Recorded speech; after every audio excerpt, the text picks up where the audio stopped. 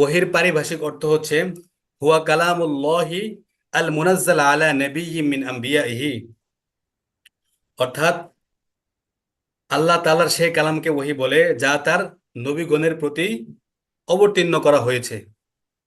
আল্লামা তকি উসমানী রহমতুল্লাহ দামাত বারকাতুহুম ওহির সংজ্ঞাকে আরো স্পষ্ট করে বলেন, ওহী মানুষের জন্য জ্ঞান আহরণের সেই সর্বোচ্চ মাধ্যম যা দ্বারা মানুষ এমন জিনিসের জ্ঞান লাভ করতে পারে যা তার ইন্দ্রিয় শক্তি ও বিবেকের দ্বারা অর্জন করা সম্ভব নয়, যে মাধ্যম একমাত্র নবী রাসূলগণই সরাসরি লাভ করেন, আর উম্মত নবী রাসূলগণের মাধ্যমে তা থেকে জ্ঞান অর্জন করে থাকে। আচ্ছা, বুঝতে পেরেছেন? জি। ওহির গুরুত্ব। শরীয়তের দৃষ্টিতে যে কথাটি ওহী হিসেবে সাব্যস্ত রয়েছে তার উপর বিশ্বাস করা ফরজ তথা অবশ্য কর্তব্য। শরীয়তে ওহী নামে যে বিষয়টা রয়েছে বা যে বিধানটা রয়েছে ওইটার উপরে বিশ্বাস করা আমাদের কর্তব্য, ফরজ। ওহির বাণী অবিশ্বাস করা বা তাতে অহেতুক সন্দেহ পোষণ করা স্পষ্ট কুফরি। এর কারণে পবিত্র কোরআনের শুরুতে বলা হয়েছে, আলিফ লাম মিম যালিকাল কিতাব লা রাইবা ফীহ হুদাল লিল মুত্তাকিন, অর্থাৎ এটি এমন একটা কিতাব বা সেই কিতাব যেখানে কোনো সন্দেহ নেই। আচ্ছা, হুদাল লিল মুত্তাকিন, আর এটি মুত্তাকিনদের জন্য পথপ্রদর্শক। তো এখানে কিতাব বলে ওহীকে নির্দেশ করা হয়েছে। আলিফ লাম মিম যালিকাল কিতাব, কিতাব বলতে এখানে কি উদ্দেশ্য? কোরআন শরীফ, অর্থাৎ ওহী উদ্দেশ্য এখানে। ওহীর সত্যতাকে বিশ্বাস করার আদেশ দিয়ে আল্লাহ তাআলা ইরশাদ করেন, ইয়া আইয়ুহান নাসু ক্বাদ জাআকুমুর রাসূলু বিল হাক্কি মির রাব্বিকুম ফাআমিনু খায়রাল লাকুম। ইয়া আইয়ুহান নাস, হে মানব সম্প্রদায়, ক্বাদ জাআকুমুর রাসূলু বিল হাক্কি মির রাব্বিকুম, যখন তোমাদের প্রভুর পক্ষ থেকে সত্য নিয়ে কোন রাসূল আগমন করে তোমাদের মাঝে, ফাআমিনু খায়রাল লাকুম, তখন তোমরা তা কি করো? বিশ্বাস করো, খায়রাল লাকুম, তাহলে এটা তোমাদের জন্য কল্যাণকর হবে, মঙ্গলজনক হবে। এই আয়াতে ওহির আহ, অস্বীকার যে মূলত কুফরি হয় সেদিকেও ইঙ্গিত করে আল্লাহ তাআলা ইরশাদ করেছেন, ওয়া ইন তাকফুরু ফাইন্না লিল্লাহি মা ফিস সামাওয়াতি ওয়াল আরদ ওয়া কানা আল্লাহু আলিমান হাকিমা। আর তোমরা ওহিকে অস্বীকার পূর্বক কুফরির পথ অবলম্বন করলে তাতে আল্লাহর কোনো ক্ষতি নেই। ক্ষতি তোমাদেরই। তোমাদের মনে রাখতে হবে যে আসমান জমিনে যা আছে সবকিছু আল্লাহরই। আল্লাহ সর্বজ্ঞ প্রজ্ঞাময়। আচ্ছা, যেমন আর এক আয়াতে আছে, ইন্না আওহাইনা ইলাইকা কামা আওহাইনা ইলা নূহি ওয়ান নাবিয়্যিনা মিন বাদি। মক্কাবাসীদের কাছে রাসূল সাল্লাল্লাহু আলাইহি সাল্লাম ওহীর পয়গাম পেশ করলে প্রাথমিক পর্যায়ে তারাও ওহীকে অস্বীকার করেছিল। তখন তাদের অস্বীকারকে ভয়াবহ পরিণামের দিকে ইঙ্গিত করে আল্লাহ তাআলা ইরশাদ করেছেন কি, ইন্না আওহাইনা ইলাইকা কামা আওহাইনা ইলা নূহি ওয়ান নাবিয়্যিনা মিন বাদি। হে নবী, আমি তোমার নিকট ওহী প্রেরণ করেছি যেমন ওহী প্রেরণ করেছিলাম হযরত নূহ আলাইহিস সালাম ও তার পরবর্তী নবীগণের নিকট। তো মুহাদ্দিসিনে কেরাম বলেন, এই আয়াতে প্রিয় নবীর সাল্লাল্লাহু আলাইহি সাল্লামের ওহীকে হযরত নূহ আলাইহিস সালামের ওহীর সঙ্গে তুলনা করা করে এ কথা বোঝানো হয়েছে, ওহী অস্বীকার মানব জাতির জন্য প্রচন্ড গজবের কারণ হয়ে থাকে। পূর্ববর্তীকালে হযরত নূহ আলাইহিস সালামের উম্মতগণ তার ওহীকে অস্বীকার করেছিল বিধায় তাদের উপর মহাপ্লাবনের গজব এসেছিল। সুতরাং বোঝা গেল নবীকে বিশ্বাস করা যেমন আবশ্যক তেমনি তার ওহীকেও বিশ্বাস করা আবশ্যক। এ কারণে ইসলামী শরীয়ত মতে কোনো মানুষ মুমিন হিসেবে গণ্য হওয়ার জন্য যেমন শেষ নবী হযরত মুহাম্মদ সাল্লাল্লাহু আলাইহি সাল্লামের নাজিলকৃত ওহীর সত্যতা বিশ্বাস করতে হয়, তেমনি তার পূর্ববর্তী নবীগণের উপর নাজিলকৃত ওহীকেও সত্যবাণী হিসেবে মেনে নেওয়া আবশ্যক। আচ্ছা, ওহীর প্রয়োজনীয়তা। ও যে ওহীর আমরা ইস্তিলাই অর্থাৎ পারিভাষিক অর্থ জানলাম, ওহীর গুরুত্ব সম্পর্কে জানলাম, এখন ওহীর প্রয়োজনীয়তা।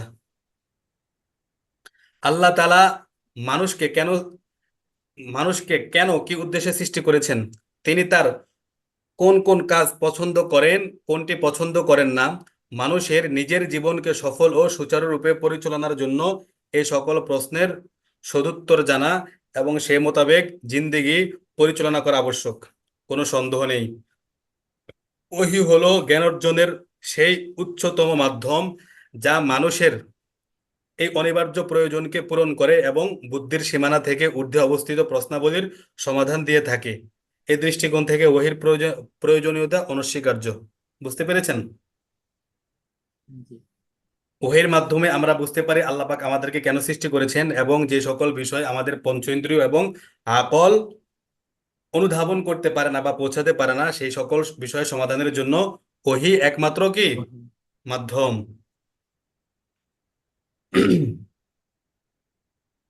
ওহী প্রেরণে আল্লাহ তাআলার উদ্দেশ্য।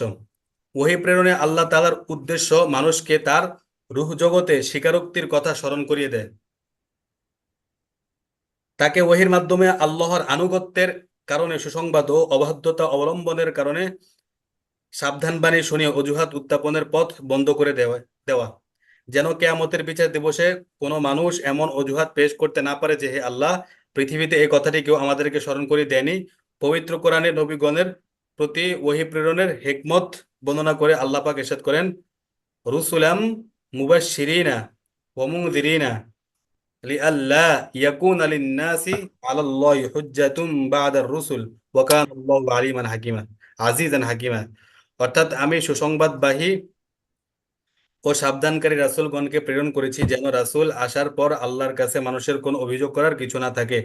আল্লাহ পরাক্রমশালী ও প্রজ্ঞাময়। এই হিকমতকে সামনে রেখেই প্রত্যেক যুগে আল্লাহ তাআলা নবী ও আসমানী কিতাব প্রেরণ করেছেন। তো ওহী প্রেরণ করার একটা উদ্দেশ্য কি? মানুষ যাতে না বলতে পারে হে আল্লাহ, আমার নিকট কেউ আসেনি বা আমি কোনো বার্তা পাইনি যে আমি আপনার পথে চলবো বা জান্নাতে যাওয়ার কাজগুলো করব, জাহান্নাম থেকে বিরত থাকার কাজগুলো করব না, এরকম কোনো আমি পথ নির্দেশ পাইনি, এরকম অজুহাত যাতে না পেশ পেশ করতে পারেন, এই জন্য আল্লাহ পাক ওহী পাঠান বা ওহী প্রেরণ করেন। আর এই হিকমতকে সামনে রেখেই প্রত্যেক যুগে বিভিন্ন নবী রাসূল আগমন করেন। এতটুকু কি বুঝতে পেরেছেন মাহাদি ভাই? জি, জি, জি।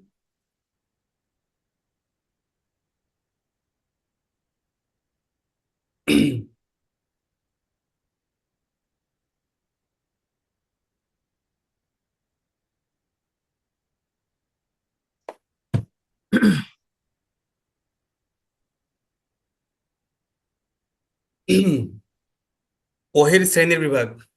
আমার কথা কি শুনতে পাচ্ছেন মাহাদি ভাই? জি, জি, আমার কথা শোনা যায়? আচ্ছা, কোনো প্রশ্ন থাকলে বলতে পারেন না। এখন ওহির শ্রেণী বিভাগে আমরা যাব।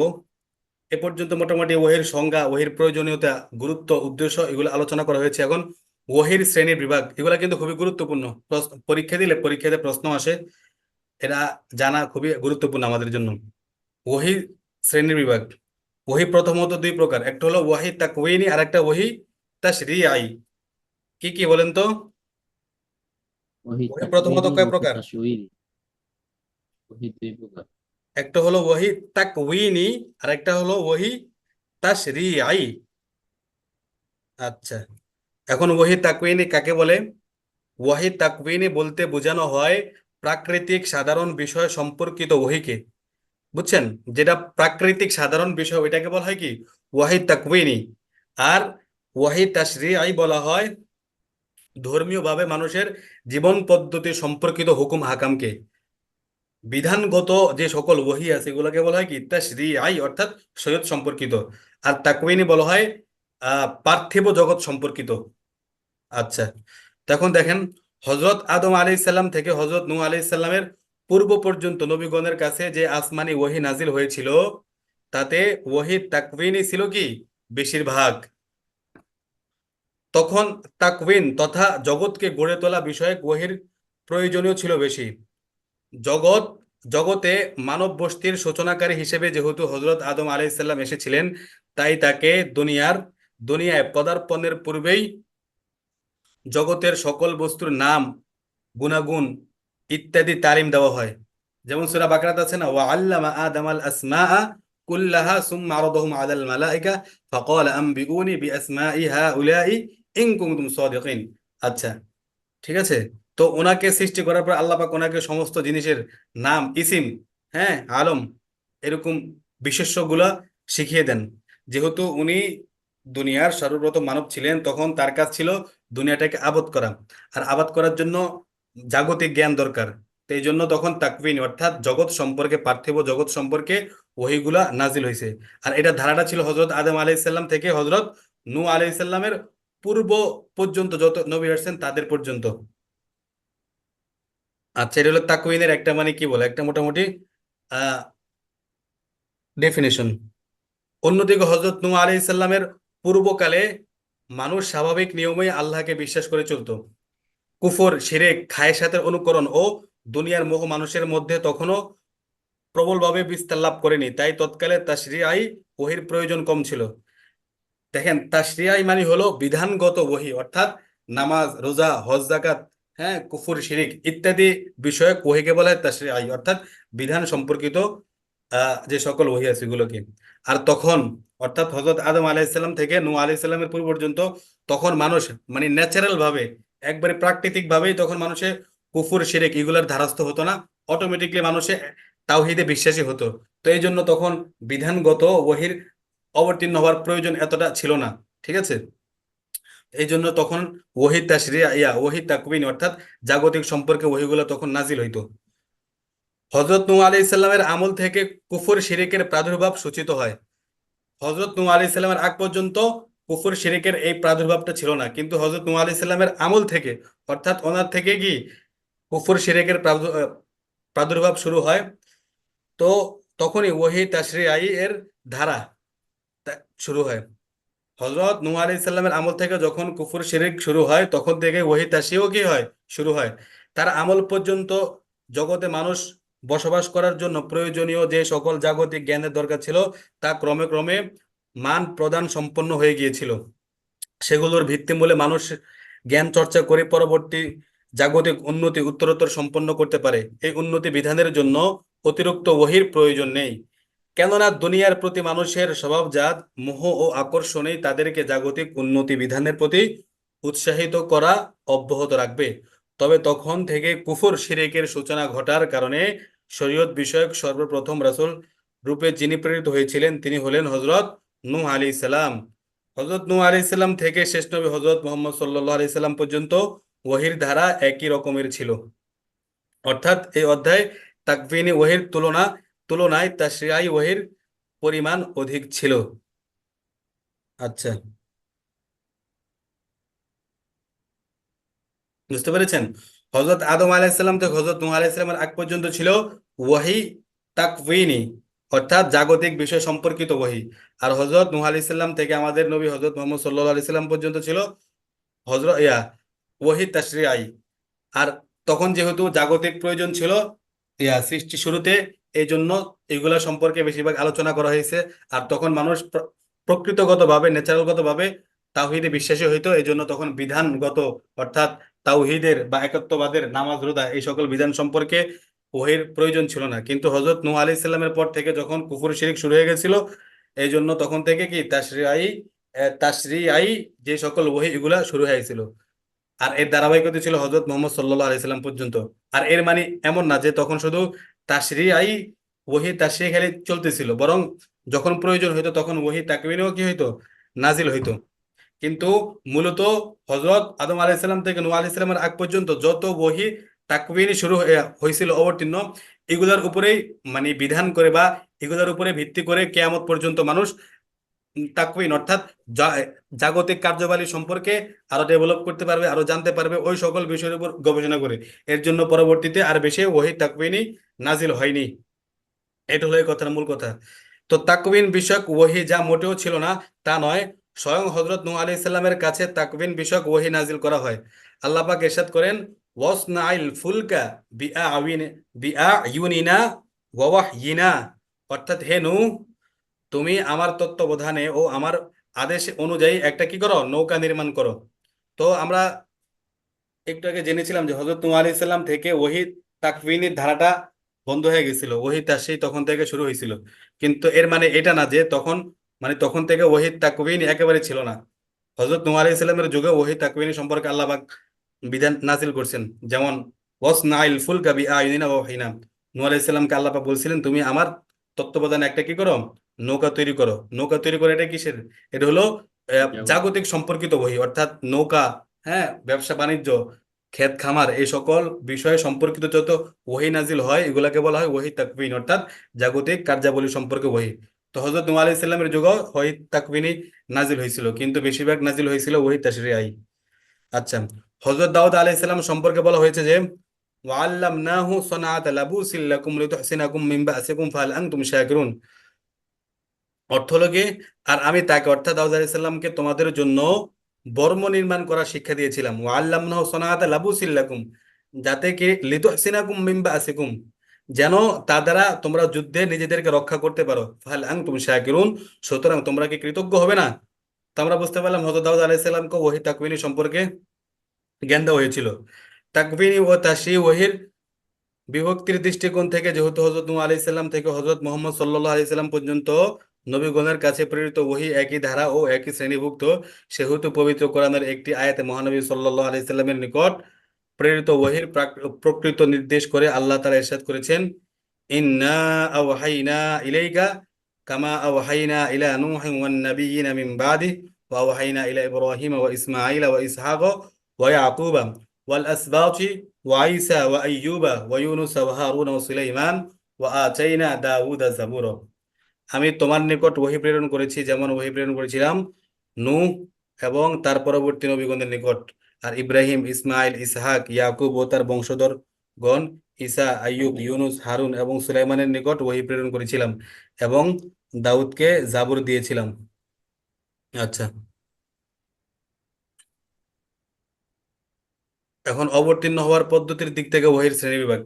তো আমরা প্রথমত জানলাম ওহী হলো দুই প্রকার, একটা হলো ওহী তাকওয়িনী আর একটা তাশরীঈ। আর এই সম্পর্কে মোটামুটি আলোচনা জানলাম, ওহী তাকওয়িনী কাকে বলে, তাশরীঈ কাকে বলে, এটা কত কাল পর্যন্ত এটার প্রচলন ছিল, এবং ওহী তাশরীঈ কোন যুগ থেকে শুরু হয়েছে বা কোন নবীর আমল থেকে। এখন আমরা জানবো নাজিল হওয়ার দিক থেকে ওহীর পদ্ধতি।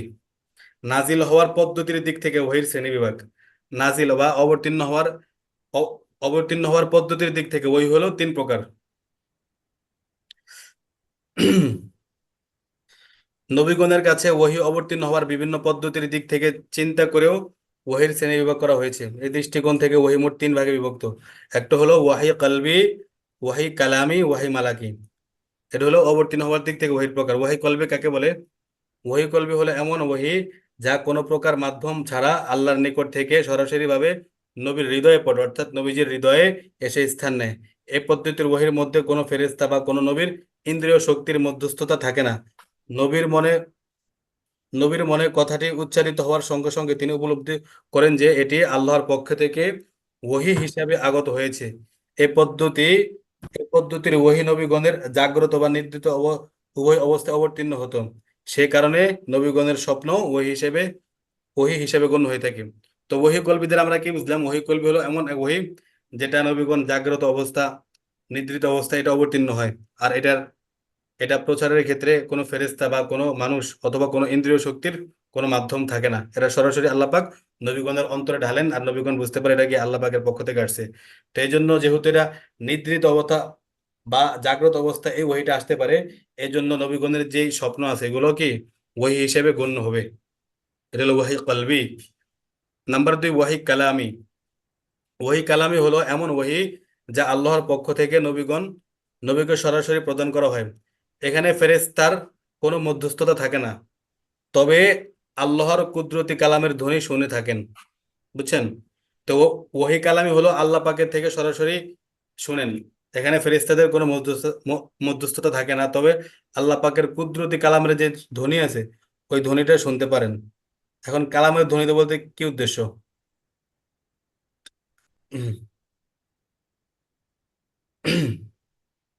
কালামের এই ধ্বনি কোন ধরনের তার নবী ব্যতীত অন্যদের পক্ষে নির্ণয় করে, এটা কি সহজ না। এটা একমাত্র নবীগণরা এটা নির্ণয় করতে পারবে যে ওহির যে একটা ধ্বনি এটা কেমন হতে পারে। এটা কোনো মানুষ নির্ণয় করতে পারবে না। এতটুকু নিশ্চিত যে এ ধ্বনি কোনো জীবজন্তু বা সৃষ্ট বস্তুর ধ্বনির মতো না।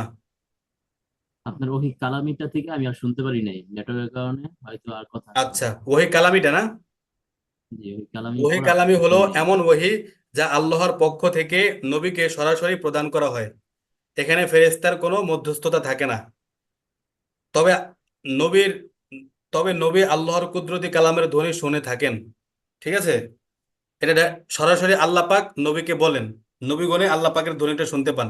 কোনো ফেরেশতা বা কোনো মাধ্যম এখানে থাকে না। আর এখানে ধ্বনি বলতে এখানে এটা নবীগণ ব্যতীত, মানে ধ্বনিটা কেমন বা ধ্বনিটা কি, এটা একমাত্র নবী ছাড়া কেউ বলতে পারবে না। অনেকে অনেক রকম ব্যাখ্যা করেছে, কিন্তু প্রকৃত ব্যাখ্যা হলো নবীগণরাই এটা জানেন সেই ধ্বনিটা কেমন।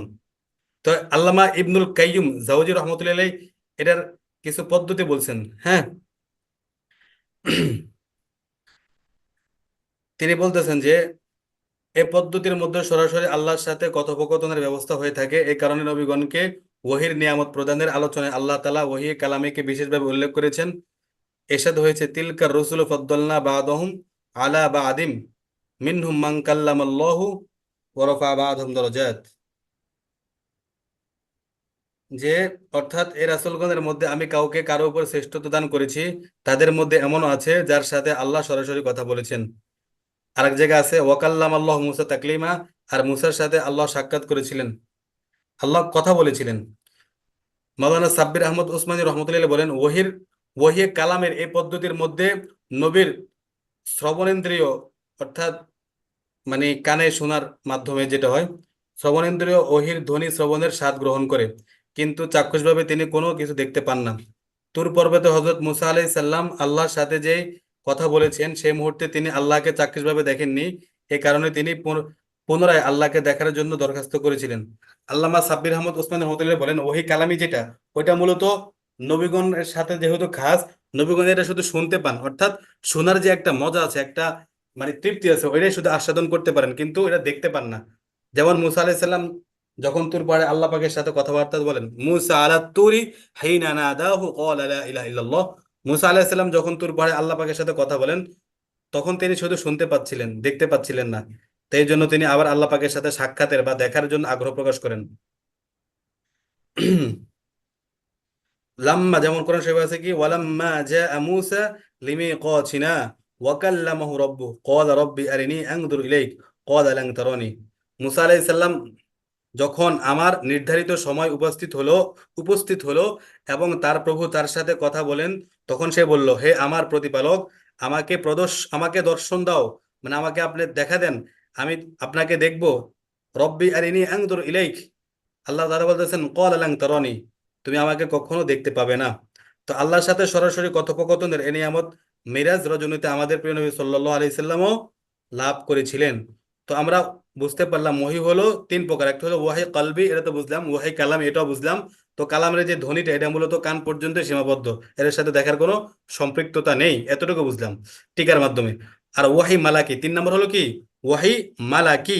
মালাকুন অর্থ ফেরেশতা, আর ওয়াহি মানে তো ওয়াহি। ওয়াহি মালাকি মানে কি, ফেরেশতাদের মাধ্যমে যে ওয়াহি আসে ওইটাকে বলা হয় কি ওয়াহি মালাকি। যেমন ওয়াহি মালাকি হলো এমন ওয়াহি যা কোনো ফেরেশতাদের মাধ্যমে অবতীর্ণ হয়ে থাকে। পবিত্র কোরআনে একটি আয়াতের মধ্যে ওহীকে বিবিধ প্রকারে বিভক্তির দিকে ইঙ্গিত করা হয়েছে। আচ্ছা, এখন একটা আয়াত পড়বো। এই আয়াতে তিন রকম ওহীর বর্ণনা পাওয়া যাবে, যেমন ওয়াহি কলবি, ওয়াহি কালামি, ওয়াহি মালাকি।